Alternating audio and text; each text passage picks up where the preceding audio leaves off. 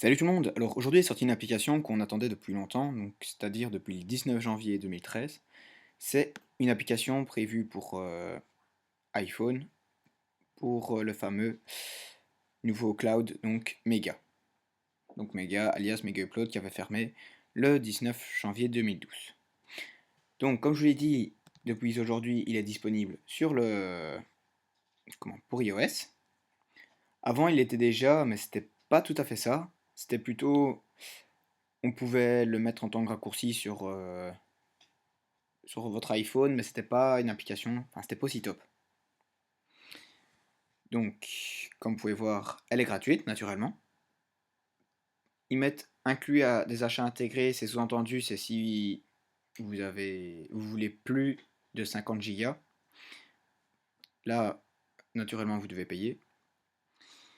Donc, comme vous pouvez voir, il était mis à jour hier, mais il est sorti aujourd'hui. Il est à sa version 1.0, vraiment léger, 3,3 MO, et ça nécessite l'iOS 6.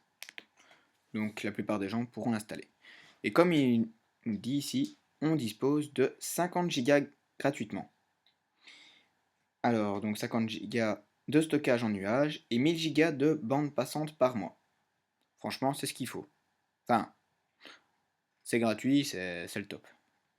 Soit on connaît des clouds du style RapidShare, mais RapidShare, c'est une vraie limace. Je m'en suis servi il n'y a pas longtemps et franchement, j'ai encore été déçu.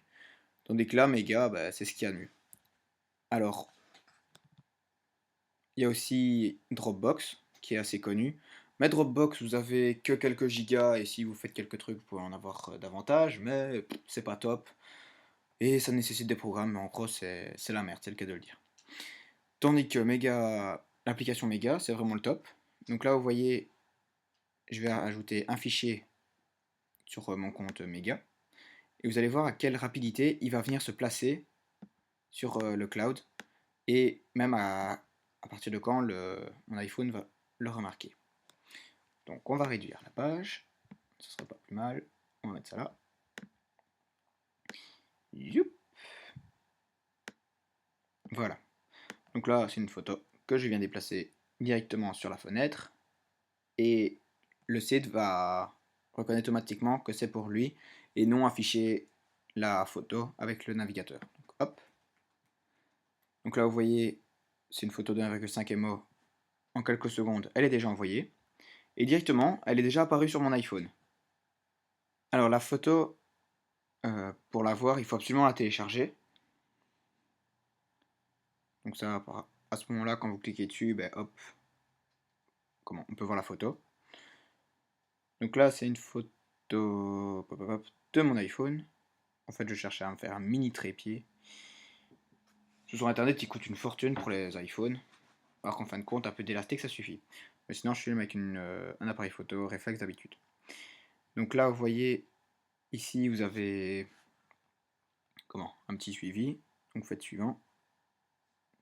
Petit gros doigt. Super. Youp.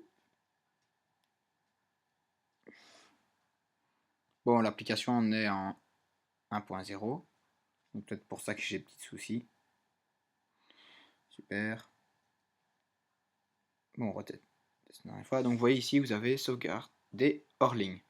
Donc si vous décochez ça, il enlève la photo et donc on ne sait plus l'afficher. Donc si vous mettez sauvegarde en ligne, hop, directement, il lance le téléchargement et vous pouvez le voir. Alors, par exemple ici, le film, est-ce qu'il va l'accepter? Eh ben oui, il l'accepte. Donc vous avez une barre de chargement et donc le film, vous pourrez le voir sur votre iPhone ou iPad. Donc l'application, naturellement, elle est gratuite. C'est ce qui est l'avantage chez Mega. Donc Mega Upload. Je vous mettrai un lien dans la description pour aller la voir sur iTunes. Mais sinon, franchement, je vous conseille de la télécharger. Parce que le gros avantage, vous voyez, niveau fluidité, c'est le top. Vous avez 50 Go et Dropbox et RapidShare n'ont qu'à bien se tenir. Et donc voilà, donc si vous avez des questions, vous pouvez les mettre dans les commentaires, comme d'habitude, et j'y répondrai au plus vite.